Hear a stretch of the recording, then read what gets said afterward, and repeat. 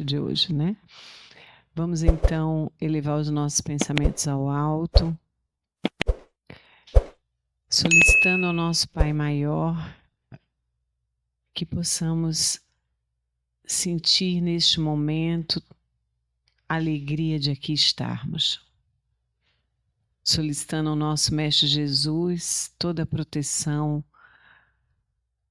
tudo aquilo que nós precisamos dentro do nosso espírito, que sabemos ainda tão necessitado de um aprendizado, de uma orientação, onde Jesus é a bússola de nossas vidas, fazendo com que possamos compreender de uma forma muito mais ampliada a necessidade de olharmos em direção à sua luz, compreendendo as suas palavras, entendendo que Ele é o caminho, a verdade e sempre será a vida em abundância. Que nessa noite, Senhor, possamos sentir, através das palavras do nosso querido amigo, todo um entendimento muito profundo relacionado àquilo que nosso coração precisa aprender, a tolerância, a necessidade de olhar o outro com um olhar de compaixão e amor. Abençoa a nossa casa, abençoa todos que aqui estejam, deste plano e do plano extrafísico, que possamos ter uma noite de muita paz e aprendizado. Se conosco, hoje, agora e todo sempre.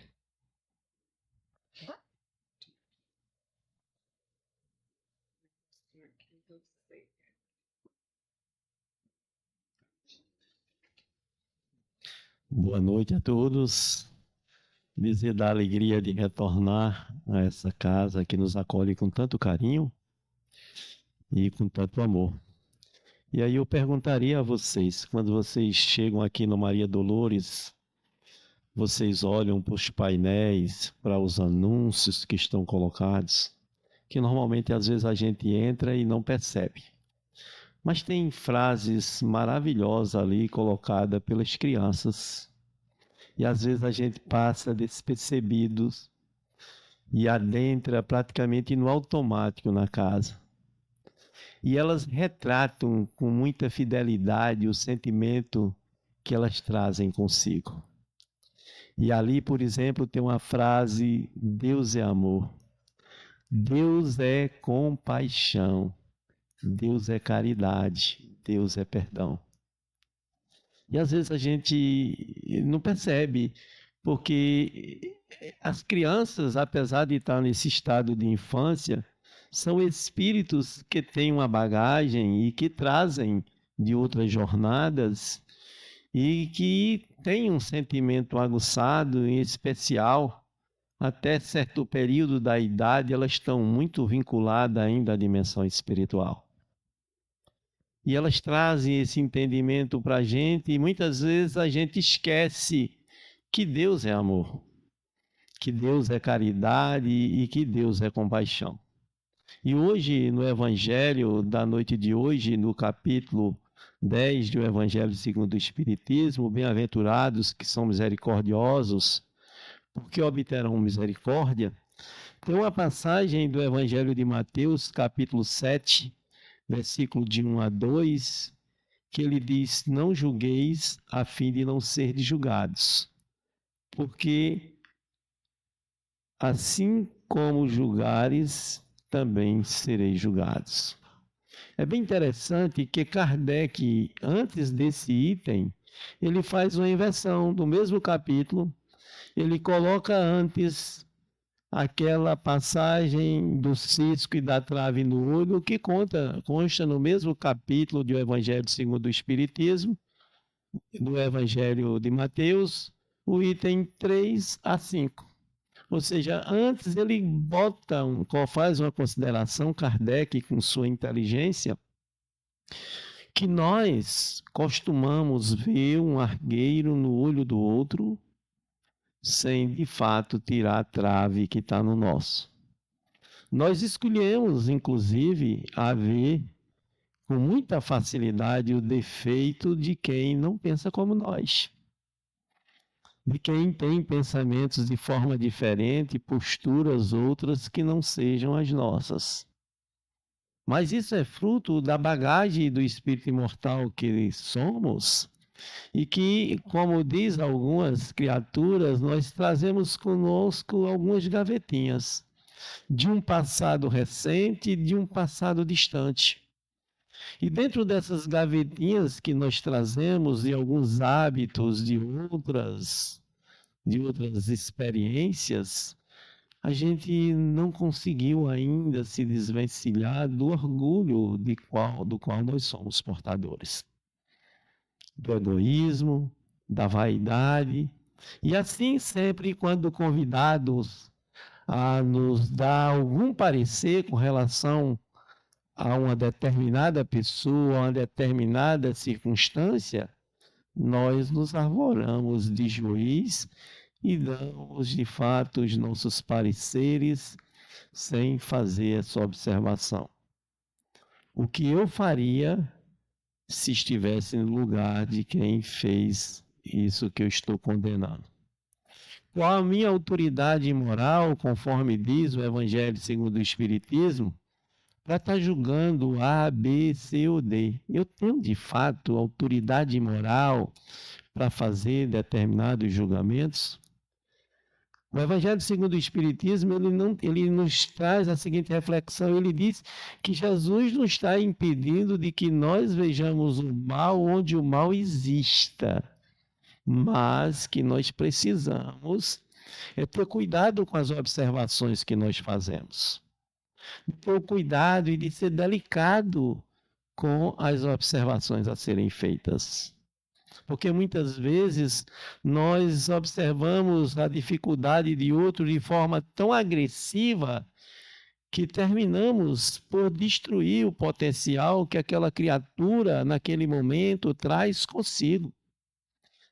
E essa postura, às vezes muito equivocada, de juiz que julga, condena, aprisiona, retém, sufoca, também faz com que nós possamos depois trazer a seguinte reflexão. Quando será que eu serei passado por esse mesmo crivo? Quando será que eu também serei julgado? Não apenas por Deus, porque a lei de Deus está na consciência, quem nos julga é a nossa própria consciência, mas a própria comunidade, a própria sociedade da qual nós fazemos parte. Muitas e muitas vezes a gente vê em determinadas situações aquela pessoa que tanto julgou os outros, quando chega no seu momento de dificuldade, ele quer misericórdia, ele quer condescência dos demais. Inclusive, se coloca como vítima da sociedade, às vezes. Esquece-se que, como espírito imortal, é aquele ser que traz consigo todos os aspectos do amor que Deus tem por nós, ele colocou no cerne do nosso ser. Mas nós temos sempre essa postura de juiz, e Jesus, ele traz essas reflexões para nós. A exemplo disso, naquele momento, o qual ali era trazido a mulher adúltera em praça pública a ser execrada.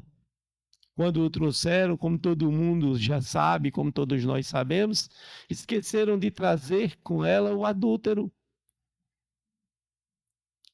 E é sempre assim, nós sempre escolhemos um como bode expiatório, porque aquilo faz parte, inclusive, dos nossos sentimentos e dos nossos desejos de muitas vezes destruir aquele outro que não pensa como nós ou que não defende os nossos interesses. Mas naquele momento, quando Jesus é instado a se pronunciar, isso faz com que nós também pensemos nos momentos da vida em que nós somos convidados a nos pronunciar, a fazer certos julgamentos. Mestre, essa mulher foi apanhada em adultério. Diz a lei que nós devemos o apedrejar. E o que dizes tu?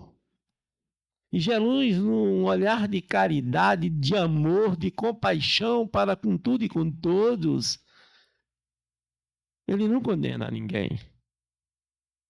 Pelo contrário, ele simplesmente diz assim: aquele que nunca errou, atire a primeira pedra. São reflexões que nós precisamos fazer antes dos julgamentos que nós fazemos. Nas nossas relações cotidianas, nas nossas vivências particulares, na nossa casa. Como estão, de fato, as nossas relações familiares? Estamos sempre a julgar e a condenar os outros, quando, na verdade, a postura deveria ser diferente? Julgarmos antes a nós mesmos? E Jesus, assim, se expressando ante aquela multidão que ali esperava que Jesus o condenasse, ele diz: quem nunca errou, atire a primeira pedra. E cada um caindo em si, logicamente, foram soltando as suas pedras, e assim também façamos nós. Antes de condenar, de julgar, de acusar, reflitamos acerca de quem é o outro. Quem é que está lá do outro lado para receber o nosso parecer? As dificuldades que essa criatura tenha passado ou não. O que seria de nós se nós estivéssemos no lugar do outro que passa por aquela situação? E ali todos, largando as suas pedras, caindo em si, como assim narra a assertiva, Jesus baixa-se e levanta-se e volta para aquela senhora. Diz: mulher, onde estão os teus acusadores? E ela diz: todos se foram, Senhor. Ele diz: eu também não te condeno, mas vais e não peques mais. Ou seja, nesses momentos que nós também cometemos equívocos, precisamos de fazer a seguinte reflexão, de ter o cuidado para não infringir mais as leis, para não cometer mais, pelo menos o mesmo equívoco, para não recalcitrar naquele erro, porque nós não podemos alegar que não sabíamos. Nós não podemos alegar que desconhecíamos. E antes de fazer determinados julgamentos, que desçamos um pouco, de fato, do pedestal que muitas vezes, por orgulho, nós nos colocamos. E que procuremos ver no outro a nossa imagem e semelhança, e não simplesmente fazer determinados julgamentos e determinadas condenações. Como a letra do Evangelho é pequenininha, a gente às vezes aproveita para botar uma letrinha maior. E São Luís, aqui questionado acerca desse assunto, Kardec faz a pergunta: como ninguém é perfeito, seguir-se-á que ninguém tem o direito de repreender o próximo? E ele diz: certamente não, pois cada um de vós deve trabalhar para o progresso de todos e, sobretudo, dos que estão sob a vossa tutela. Mas isso é também uma razão para o fazerdes com moderação, com a intenção útil, e não como geralmente se faz pelo prazer de denegrir. A gente vê muito isso, às vezes, determinadas admoestações com relação àquele outro que comete algum equívoco, uma forma mais de denegrir, de prejudicar, de maltratar, de arrasar. É preciso ter cuidado, de fato, observar direitinho.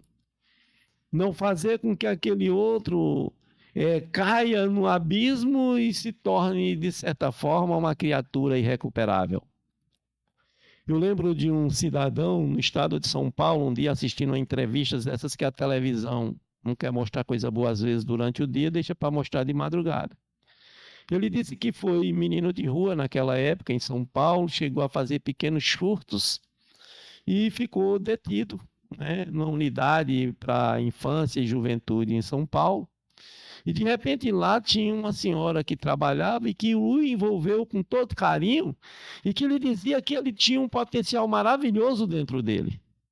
Que ele precisava acreditar um pouco mais nele, que ele venceria as dificuldades do qual ele era portador e ele avançaria.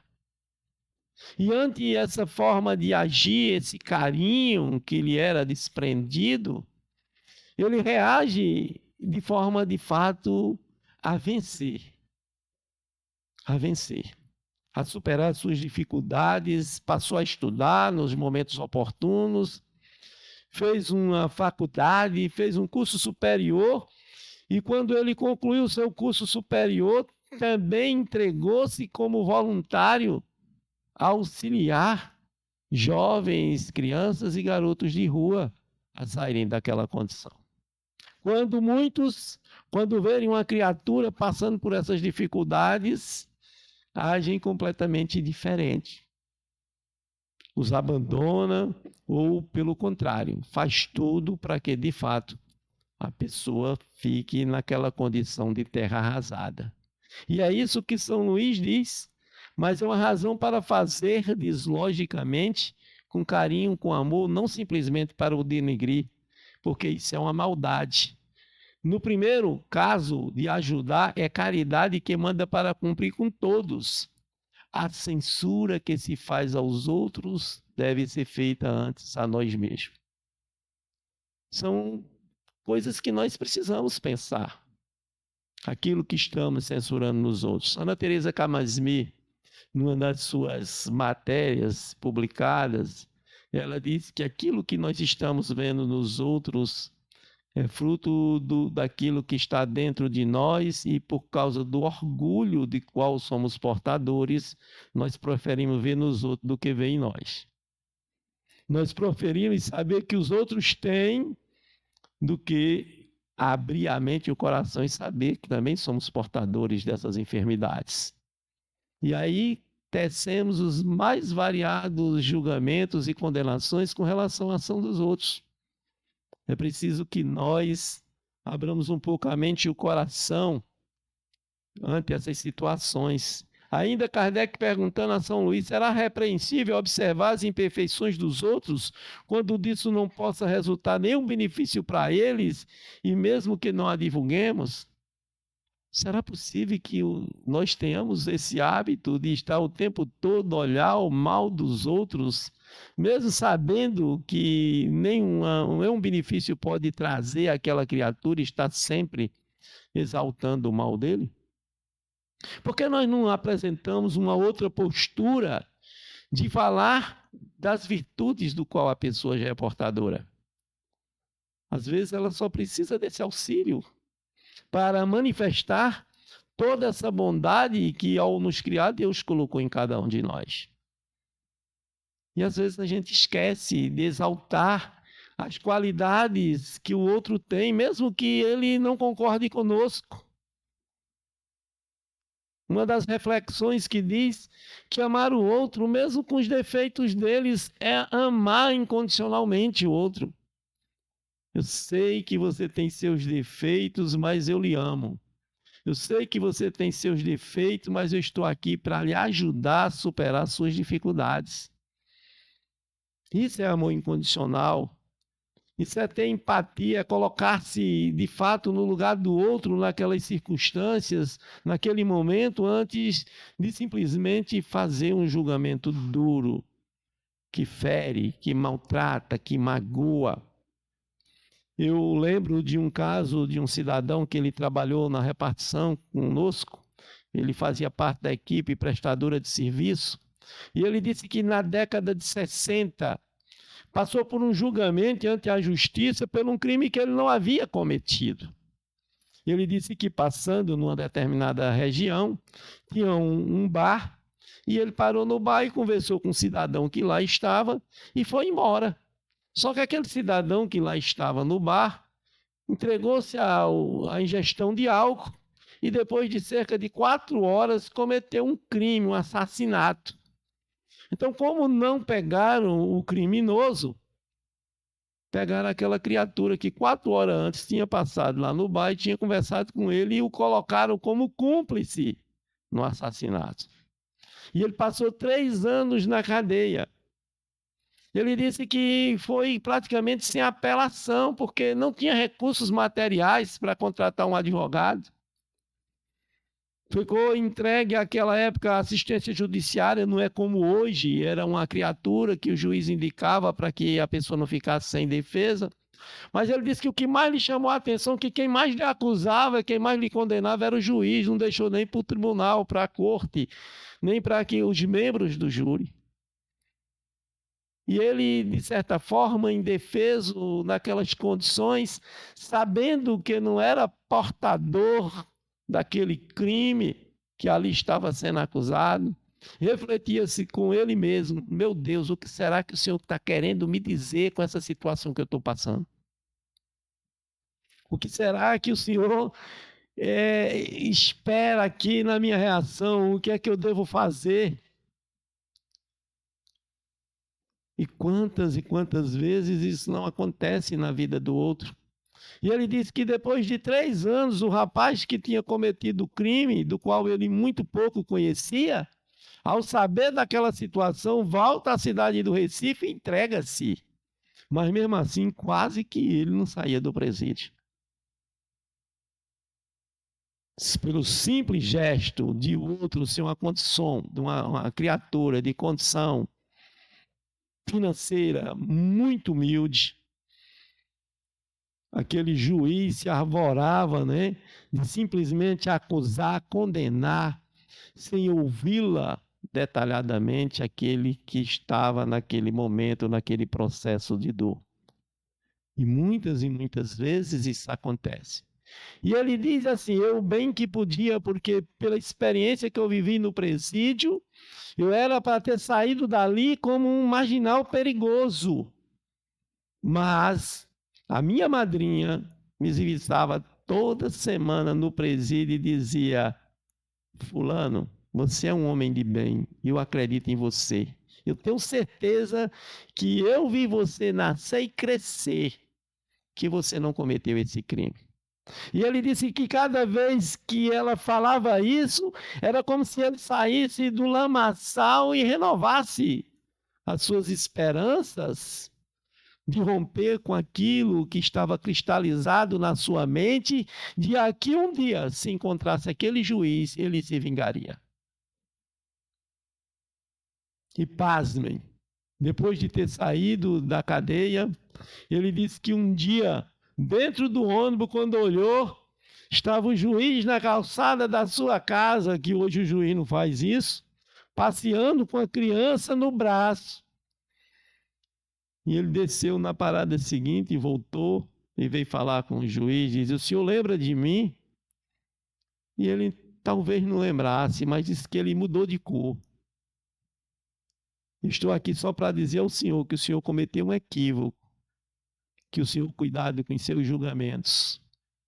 Eu não vou fazer nada com o senhor. Ele disse que, embora no pensamento dele passasse toda a vontade de fazer o mal, mas ele lembrou: eu não posso julgar e condenar como eu não quero julgar e condenar como eu fui. Então, aquele apoio, aquele soerguimento que a sua madrinha lhe dava ao lhe estender a mão, a mostrar o potencial divino que cada um de nós traz consigo, lhe colocou em outro patamar. E ele venceu, superou as suas dificuldades, trabalhou fora do estado de Pernambuco, foi para São Paulo, que trabalhou na construção de Tucuruí, retornou numa condição financeira considerada, né, razoável, montou uma escola para que suas filhas, como professora, pudessem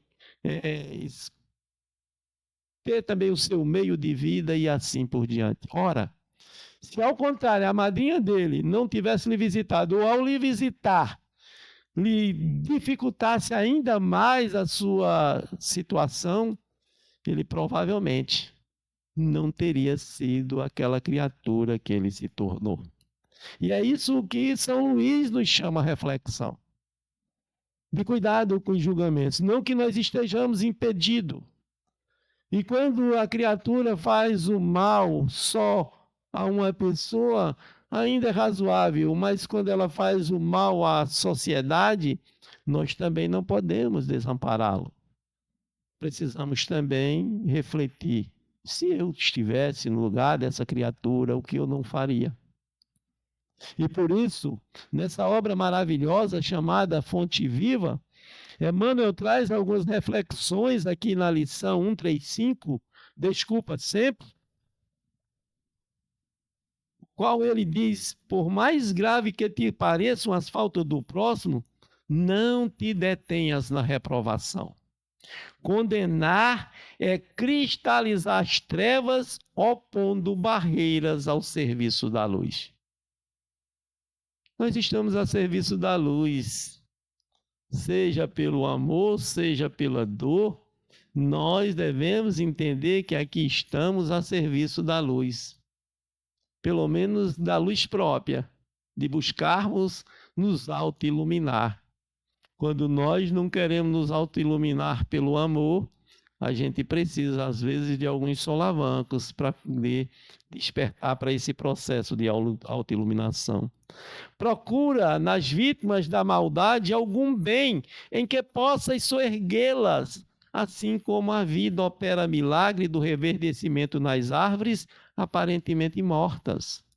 Ao invés de só exaltar os defeitos que o outro tem, analisa antes os teus, mas exalta-lhes as qualidades. Exalta-lhes as qualidades. Não seja tão orgulhoso para não ver que no outro também não tem qualidade. Não sejamos tão orgulhosos para não ver as qualidades que o outro, que embora não pense, não nos satisfaça os nossos interesses, que ele carrega consigo. Diz o Evangelho que o homem mais vil, o homem mais duro, traz em si também o sentimento de amor. Basta que o ajudemos a romper com o homem velho e deixar com ele manifestar em si o homem novo. Antes de tudo, lembra quão difícil é julgar nas decisões de criaturas em experiências que divergem da nossa. Como é que eu posso julgar aquela criatura que está passando por aquela condição se eu nunca passei? Como é que eu vou julgar uma criatura que comete um determinado delito se eu simplesmente não sei o arcabouço que ela traz consigo, nem as dificuldades que ela traz? É preciso a gente, de fato, ter a empatia, colocar-se no lugar do outro, analisar o que nós faríamos. Eu lembro de um amigo muito querido, uma pessoa que eu me espelho muito nela, e eu não esqueço nunca de um dia, sentado, ele conversando conosco, e ali uma pessoa lhe interpelando, e ele disse: eu tenho muito medo de mim. E eu volto a olhar para ele e disse: por quê? Ele disse: porque infelizmente eu ainda não me conheço. É uma humildade que poucas pessoas têm, né? De reconhecer que ainda não se conhece e que pode cometer erros e que, de certa forma, tem medo em determinados momentos. E aí eu, que simplesmente, como seguidor daquela criatura, né, que o acompanhava, fiquei mais apaixonado por aquela criatura pelo fato de ele ser essa pessoa muito sincera. Ele já cometi muitos delitos, já passei por muitas dificuldades, quero não cometer mais os mesmos delitos, mas eu não sei o que pode acontecer em determinado momento, qual será a minha reação. Pode ser muito pior do que essa que vocês possam aqui estar julgando ou analisando. Antes de tudo, lembra quão difícil é julgar as decisões das criaturas em experiências de que divergem da nossa. Como refletir apropriando-nos da consciência alheia e como sentir a realidade usando um coração que não nos pertence. É muito fácil, inclusive, julgar os filhos dos outros, né? Eu lembro de uma coisa da minha mãe, que de vez em quando, nós, numa família numerosa, trazia aqui o exemplo meu, de 17 irmãos, e às vezes, refletindo, e eu dizia, minha mãe, a senhora passa muita mão na cabeça de fulano e de cicrano. Ela disse, no dia que você for mãe, você vai saber. Mas por que a senhora faz isso? Porque mais precisos são exatamente esses. Então, no dia que você for, eu sei que vocês que são mães ou pães, que têm pai que é mãe também, a gente sabe que tem que dar o apoio ao invés de massacrar e soterrar.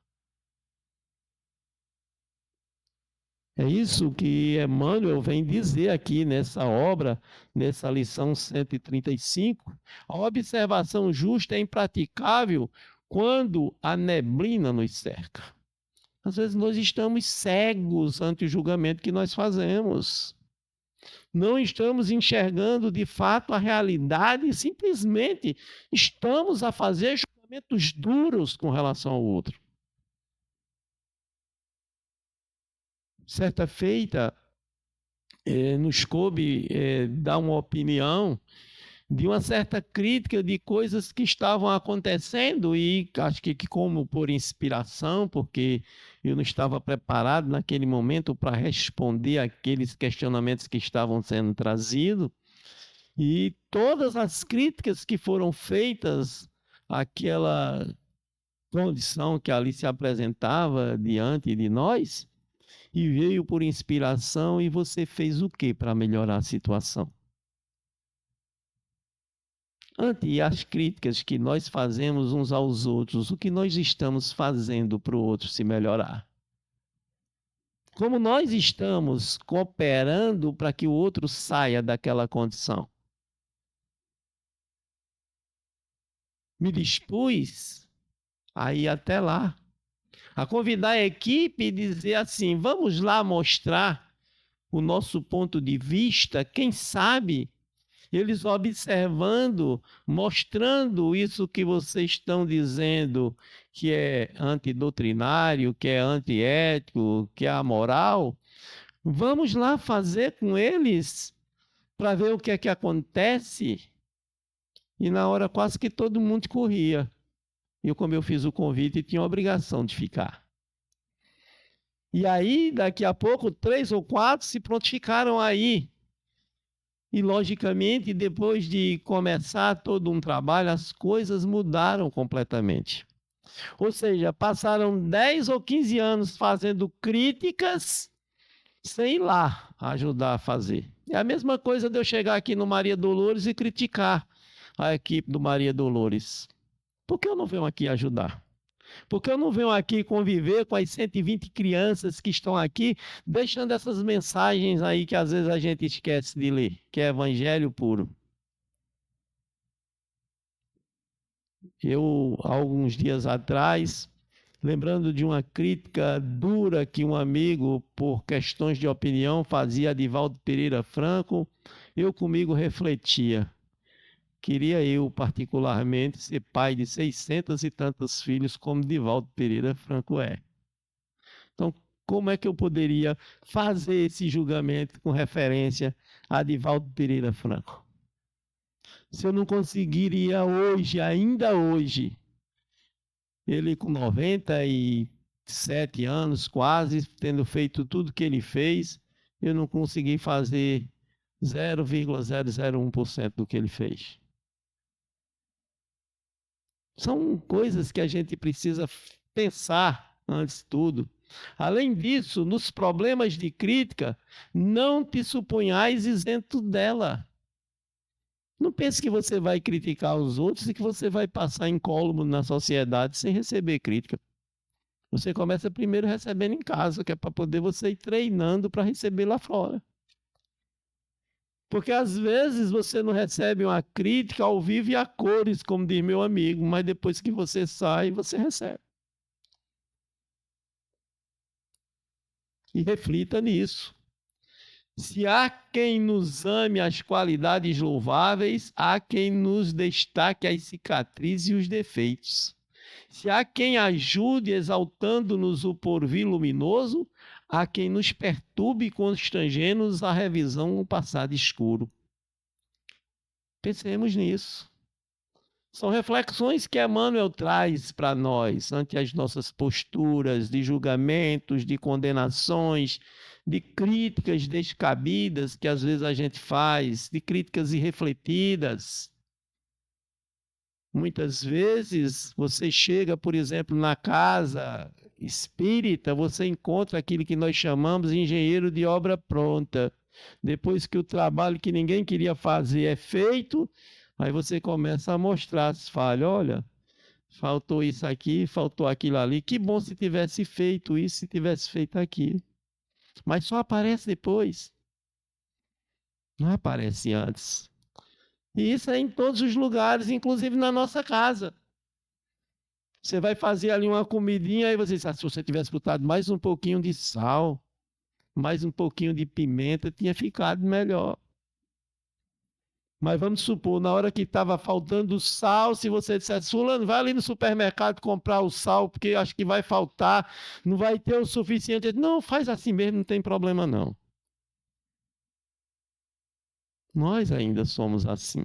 Eu sei que nem todos de vocês são, mas eu particularmente tenho muito dos defeitos e por isso que me reconheço com esses defeitos e penso muito dessa forma. Então, quem perdoa esquecendo o mal e avivando o bem, recebe do Pai Celestial na simpatia a cooperação do próximo, o alvará da libertação de si mesmo, habituando-se às sublimações, às sublimes renovações. Repitamos, quem perdoa, esquecendo o mal e avivando o bem, recebe do Pai Celestial, na simpatia e na cooperação do próximo, o alvará da libertação de si mesmo, habilitando-se às sublimes renovações. Compreender o outro é libertar-se também daquilo que nós, em equívocos, ainda somos portadores. É preciso que nós sejamos indulgentes uns com os outros. O Evangelho segundo o Espiritismo, nesse capítulo, tem um item chamando a atenção para essa necessidade de nós sermos indulgentes. Mas antes de passar ainda para o Evangelho segundo o Espiritismo, voltando para ele, tem uma outra mensagem aqui de Emmanuel, em Palavras de Vida Eterna, em quem tem o título Socorramos, no capítulo 72, quando ele diz, com a medida que medirdes, também será medido, ele traz para nós. De certo, observarás em toda parte desacordo, desentendimentos, desajustes e discórdias. Junto do próprio coração surpreenderá os que te parecem residir em regiões morais diferentes. Entes amados desertam da estrada justas, amigos queridos abraçam perigosas existências. Como ajudar os que nos parecem mergulhados no erro? Censurar é fazer distância, desprezá-los será perdê-los. Censurar é fazer distância, desprezá-los é perdê-los. Então, aquele que comete um equívoco, lógico, não é que nós, conforme diz São Luís, não temos que fazer as considerações devidas, mas isso precisa ser feito com jeito, com carinho, com amor, de forma que o outro possa refletir no seu equívoco. E se o momento para fazer a repreenda não for adequado, estiver muito agitado, toma um pouco da água da paz, espera aquele momento passar e dialoga com aquele outro. Porque Jesus diz, inclusive nas suas considerações, reconcilia-te com o teu adversário enquanto está a caminho com ele. Não esperemos que o outro parta para nós estarmos aqui fazendo tratamento de desobsessão. Reconciliemos enquanto estamos a caminho com o outro. Ou ao ir fazer a tua oferta, examina a tua consciência se alguém tem algo contra ti. E se tiver, vai e busca aquele outro, procura reconsiderar tudo aquilo que aconteceu, para que a tua oferta ou a tua solicitação seja de fato aceita por Deus. Mas se nós não assim fazemos, logicamente a situação ficará diferente. Ele diz: é imprescindível saibamos socorrê-los através do bem efetivo e incessante, para não perdê-la, para não distanciar de nós, não devemos desprezá-las e muito mais censurá-las de forma descabida. São mensagens que a espiritualidade traz para nós, a abençoada doutrina espírita. Consolador prometido por Jesus, que nos enviou o seu apóstolo Allan Kardec, que em tão pouco tempo, de forma dedicada, traz todo esse manancial. Abençoado Francisco Cândido Xavier, que desce das esferas mais altas também, vem aqui na condição de missionário, trazer esse manancial maravilhoso, com suas abençoadas mãos, de forma desinteressada, trazer a mensagem do alto a nos esclarecer acerca da conduta que nós devemos adotar em nossas vidas. E diz ainda Emmanuel, para começar, sintamo-nos na posição deles, comungando-lhes a luta. Situemo-nos no campo dos problemas em que se encontram e atendamos à prestação de serviço silencioso. Quando for ajudar também, não precisa dizer a todo mundo, né? Ó, fulano cometeu um erro, fez isso, fez aquilo, mas eu fui lá dar aquela força. Eu lembro que uma certa reflexão de minha avó, ela diz que muitas vezes a gente não pensa e quer ser muito grande diante dos homens e esquece de ser diante de Deus. Quando a gente assim se coloca querendo ser grande diante dos homens, nós diante de Deus estamos pequenos. Muito sábia essa colocação que minha avó fazia. Atendamos à prestação de serviço silencioso. Se aparece a oportunidade, algo façamos para testemunhar-lhes apreço. No pensamento, guardemos-los todos em vibrações de entendimento e carinho. E eu lembro aqueles que querem se livrar dos inimigos, do vizinho que incomoda, do parente, que ore por ele, vibre por ele, com sentimento de amor e de caridade. E não o maldiga, porque talvez seja ele o instrumento que nós precisamos para domar o nosso orgulho, o nosso egoísmo e a nossa vaidade. Nós não podemos querer nos desfazer do outro tomando o veneno, como nos sentimentos amargos que nós alimentamos dentro de nós. Muitas e muitas vezes encontramos em determinadas situações criaturas que inclusive pedem a Deus, e se Deus quiser, fulano vai se dar mal.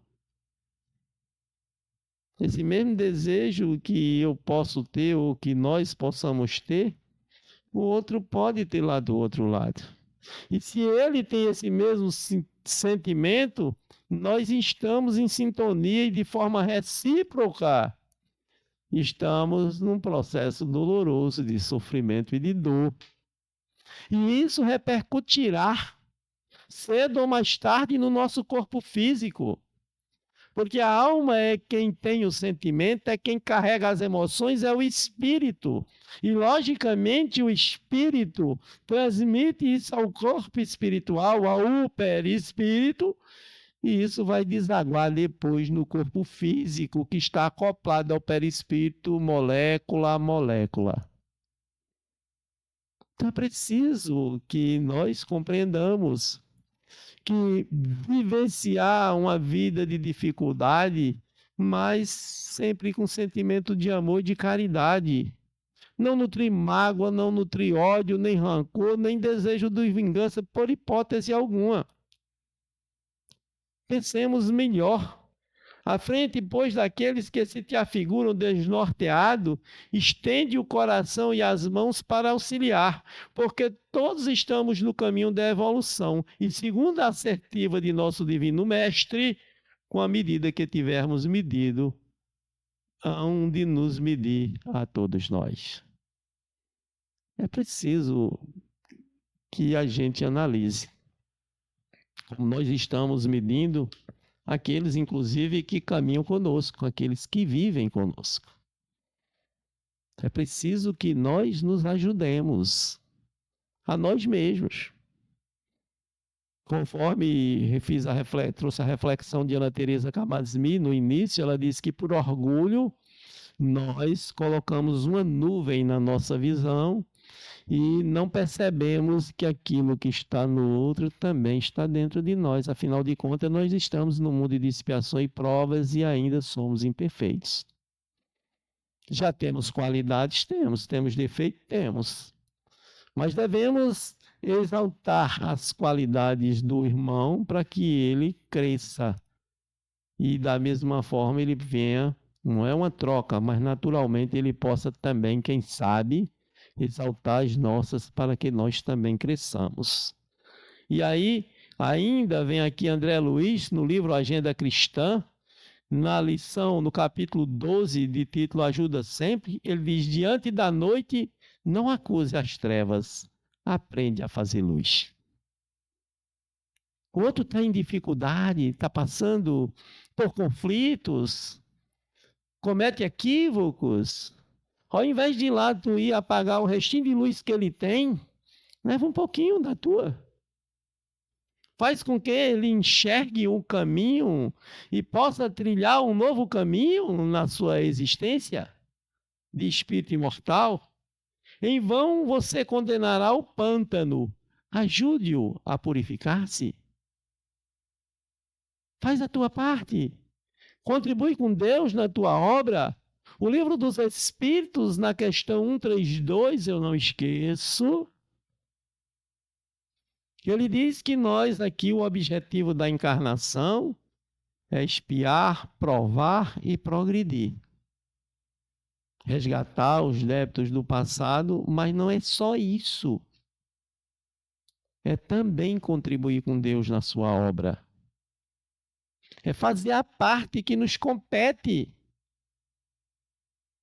E a parte que nos compete é amar, é servir, é ser luz, é ajudar nesse processo de purificação. E por isso que nós temos também que buscar essa autopurificação, de vencer esses charcos, esses pântanos que ainda dormem dentro de nós. Lembremos, somos criaturas divinas, fomos filhos de Deus. E como filhos de Deus, sabemos que todas as oportunidades que são dadas a cada um de nós, por mais difíceis que elas sejam, elas deverão produzir árvores dando frutos sazonais. Assim devemos examinar tudo isso. No caminho pedregoso, não atire calhau aos outros, transforme os calhaus em obras úteis. Nas dificuldades onde nós estamos a caminhar, não precisamos simplesmente pegar parte das nossas dificuldades e estar jogando nos outros. Eu estou passando por um processo, para minha vida é uma infelicidade e por isso o outro tem que ser? Não. Pelo contrário, ajude também. Não amaldiçoe o vozerio alheio. Ensine alguma lição proveitosa com silêncio. Às vezes o outro fala, e você fica o tempo todo respondendo, ele só vai falar mais. Inclusive o que não deve. Então escute, preste atenção, dê um pouco de ouvido àquela criatura, analise se aquilo que ele diz tem alguma coisa a ver com você mesmo. O Evangelho segundo o Espiritismo tem uma parte que ele diz que é inclusive caridade deixar o mais tolo falar. É preciso que nós, assim, sejamos caridosos, sejamos indulgentes ante essas situações. Não adote a incerteza perante situações difíceis. Enfrente-as com a consciência limpa. Debalde censurará você o espinheiro. Remova-o com bondade. Aquele que está em você e o que está no outro. O outro já é uma vida de espinho. Aí você vai lá, leva mais um saco de espinho para jogar nele. Não é assim a forma com qual nós devemos agir. Pelo contrário, se os espinhos estão bem encravados, sem conseguir sair, se uma pinça não conseguir tirar, leva o alicate da esperança e começa a puxar esses espinhos. Leva, logicamente, como diz o trabalhador, a torqueza do amor, para que com toda a força tu possa tirar aquilo que faz o outro ainda aquela criatura tão sofredora. Mas não fica simplesmente a acusar. Não é vantagem desaprovar onde todos desaprovam. Ampare o seu irmão com a boa palavra. É muito fácil, você chega no lugar, todo mundo está falando mal de fulano. E aí você aproveita e vai falar também. Ah, mas eu não posso deixar de dar minha opinião com relação a fulano. É preciso refletir, é muito fácil. Pense em você amanhã, conforme ele diz, assim como julgardes, sereis julgados. Com a medida que medirdes, serás medido. Que reflitamos acerca dessas mensagens trazidas pela espiritualidade. Ele diz, é sempre fácil observar o mal e identificá-lo. Entretanto, o que o Cristo espera de nós outros é a descoberta e o cultivo do bem para que o divino amor seja glorificado. Não é fácil, né? Mas é isso que o Cristo espera de cada um de nós. É isso que André Luiz traz aqui em Agenda Cristã e que nós devemos considerar nas nossas atitudes, quais são os nossos comportamentos, como nós estamos agindo ante os outros, que nós, de fato, busquemos ser indulgentes com as imperfeições alheias, com os erros, com os equívocos, e lembrando a palavra que trazida pelo Espírito de José, Espírito protetor, que está no Evangelho segundo o Espiritismo. Gente, é importante estudar o Evangelho. É preciso colocar o Evangelho em nossos corações. Eu não esqueço da frase, das palavras trazidas por Raul Teixeira no Conselho Federativo Nacional do ano atrasado. Ele diz, o mundo está em guerra. O mundo precisa de Jesus, o mundo precisa de Kardec. Não aqui, mas aqui no coração. Nós precisamos, não é simplesmente, não é saber, mas vivenciar. E o Espírito José, ele traz aqui para nós, espíritas, queremos hoje vos falar da indulgência, esse sentimento tão doce, tão fraternal, que todo homem deve ter para com seus irmãos, mas com poucos o praticam. A indulgência não vê os defeitos alheios, e se os vê, evita comentá-los e divulgá-los. E a gente bota no WhatsApp e manda tudo, sem nem passar pelo crivo da verdade ou não. Basta você encontrar um defeito da criatura, mas eu passei porque fulano passou para mim, sim, você não analisa antes? E se aquilo não for verdade? Você imaginou que você pode ter destruído uma vida ocultas ao invés de propagá-lo, né? A indulgência jamais se preocupa com os maus atos alheios, a menos que seja para prestar um serviço, mas ainda assim com cuidado de atenuar tanto quanto possível. Indulgência, caridade, está lá na questão 886 do Livro dos Espíritos. Como Jesus entendia a caridade, benevolência para com todos, indulgência com as imperfeições alheias, perdão das ofensas. Indulgência para com todos, não só com aqueles que concordam com a gente, não só com aqueles que pensam como nós. Benevolência para com todos, sem distinção nenhuma. É assim que Jesus entendia a caridade. E perdão das ofensas, quando nós assim chegarmos a ser feridos, lembremos do quão importante é o perdão para nos libertar do sofrimento, da dor e das dificuldades.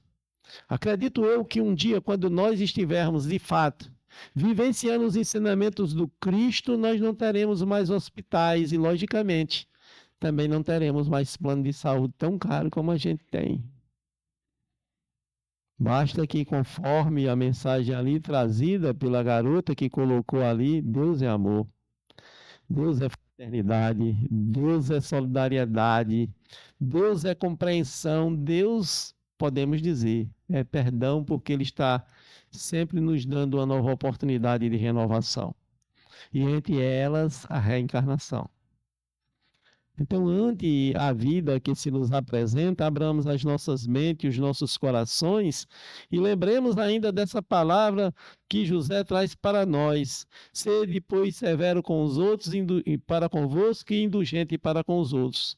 Lembrai-vos daquele que julga em última instância, que vê os secretos pensamentos de cada coração e que, em consequência, desculpa frequentemente as faltas que condenais ou condena as que desculpais, porque conhece o móvel de todas as ações. Pensai que vós, que clamais tão alto anátema, talvez tenhais cometido faltas muito mais graves. Então, reflitamos ante os julgamentos que vamos fazer. Não é que nós não podemos julgar, não é que nós não possamos nos expressar com relação a determinadas situações, mas é a postura que nós temos que ter ante a situação. Como diz, não é encontrar aquele que está morrendo e acabar de matá-lo. Não é encontrar aquele que está sendo sufocado e sufocá-lo mais ainda.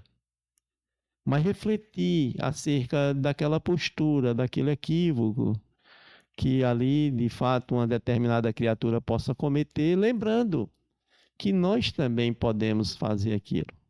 Nós também podemos cometer erros. Nós somos falíveis. Embora tragamos em nós a perfectibilidade, ou seja, a capacidade de atingir a perfeição, mas por enquanto ainda nessa condição em que nos encontramos no planeta de expiação e provas, podemos cometer erros.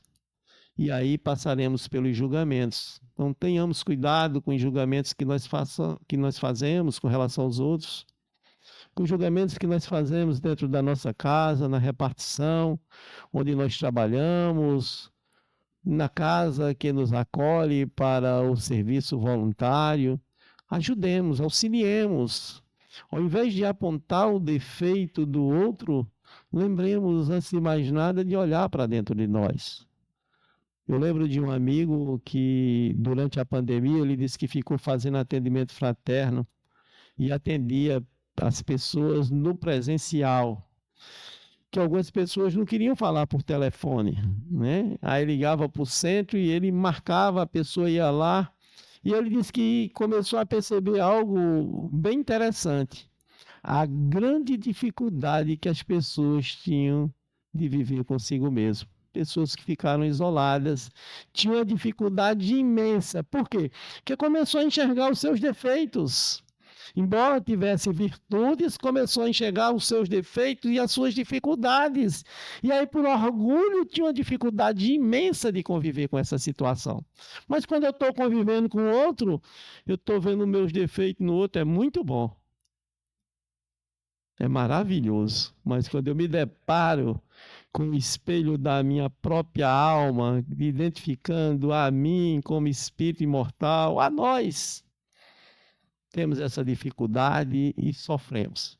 Mas lembremos que Jesus traz para nós, ante essas aflições, essas dificuldades, que no mundo teremos aflições, mas que tenhamos bom ânimo, porque assim como ele venceu o mundo, nós também podemos vencer essas dificuldades. Muita paz, muita luz. Deixa aqui o abraço fraterno dos que fazem a Federação Espírita Pernambucana e agradecer essa casa parceira que faz esse trabalho maravilhoso. E vocês apoiem o trabalho de evangelização infantil juvenil de uma casa espírita. Nós só vamos melhorar o mundo a partir do momento em que também, ao invés de criticarmos, nós estivermos fazendo a nossa parte. Muita paz, muita luz.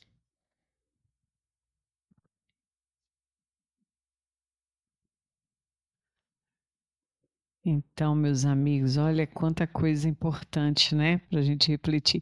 Inclusive, falando de evangelização, tem uma frase que eu gosto muito do Emmanuel, né? Criança evangelizada é lugar seguro para a terra regenerada, não é? Então, assim, isso é fato mesmo. Coisa boa. Então, vamos estudar o nosso evangelho, observar o quanto que isso é realmente uma luz no nosso caminho. Obrigada, meu amigo, viu? Sempre maravilhoso tê-lo aqui. Tem alguém vindo à nossa casa pela primeira vez? Não, né? Todos já têm evangelho. Então vamos lembrar aqui, nós vamos ter um seminário no dia 12 de abril, né? Sábado próximo, não o outro. Seminário chamado Autismo, um transtorno espiritual, quando as limitações do corpo curam a alma. É um amigo muito querido, que é o Feline Vanderlei, né? Ele é um juiz de direito lá de Alagoas. Ele tem, esse é o tema do livro dele, e que ele é pai de autista, né? Tem um filho de 13 anos, autista, e fez um desenvolvimento de um trabalho extraordinário com crianças autistas, e ele vem trazer para nós a sua experiência e a visão espírita dessa situação, né? Então, todos estejam convidados, vai ser aqui mesmo o seminário, na nossa casa, das 14 até 17 horas. E também lembrar vocês do nosso seminário em agosto, as cartas de Paulo, né? A gente já está vendendo aqui os nossos ingressos. Toda a renda do seminário vai ser para a construção da nossa ONG Caminho do Bem. Então, já estamos no 3º ano. Nesse ano, vamos estudar as cartas aos Coríntios 1. Vamos estar aqui com o Vitor Hugo, lá de Minas, com o professor Severino Celestino, com o Álvaro Mordecai, né, de São Paulo. Então vai estar maravilhoso. Nosso Austin vai estar lá com a gente, fazendo a prece de abertura. Então é um dia muito agradável, local MV Empresarial. Tem estacionamento gratuito, a gente vai ter praça de alimentação, então comida, um crepezinho bom, né? E aí a gente vai estar lá, e música, muita música, né? Então venham, tá? Venham, convidem seus amigos, e que a gente vai estar nesse dia muito importante. Sábado a gente vai ter a nossa caravana, vamos para Arco Verde. Queremos agradecer a todos que colaboraram, né? Sempre são 2 meses de muito preparo, e que é maravilhoso ver toda a movimentação no grupo. A gente estamos levando, né, as cestas básicas e alguns itens para ajuda dessas famílias, e também vamos realizar alguns sonhos, né, porque não é só o assistencialismo, é uma coisa que a gente realmente combate muito, né? Não é o assistencialismo, é a gente ajudar o nosso irmão, né? Porque estamos aqui na Terra, a gente precisa comer, um pratinho de arroz com feijão faz bem demais, né? Mas aqueles que queiram, de alguma forma, alguma ajuda para começar alguma subsistência, isso também a gente ajuda, né? Então, já foram vários ao longo desses anos, e dessa vez é uma população realmente muito carente, né? Eles estavam com condições assim, sem colchões, né? Então, famílias numerosas que não tinham cama, não tinham onde dormir, e acho que uma casa tinha mais 7 crianças, parece, não tinha uma televisão. Isso, graças a Deus, a gente conseguiu. Outra não tinha fogão, né? Graças a Deus, o grupo conseguiu, e vamos levar. Então, são essas pequenas coisas que para a gente, né? Inclusive é importante a gente levar os nossos filhos. Meu filho vai dessa vez também. É importante a gente levar os adolescentes, né? Que estão tão dentro de casa, tão dentro dos seus quartos, né? E é importantíssimo a gente estar levando eles para ver uma realidade muito diferente, e ver o quanto que a gente pode ser útil e não julgar, né? Porque a gente às vezes olha assim, a pessoa, mas não está no sofrimento, quem que sabe? O que sabe que está no coração do outro, né? A gente não sabe. Então é isso, meus queridos. Então, obrigada a todos que ajudaram, tá? Sábado a gente está aí fazendo o nosso trabalho mais uma vez. Vamos ter passes agora no final, tá certo? Vamos fazer a prece?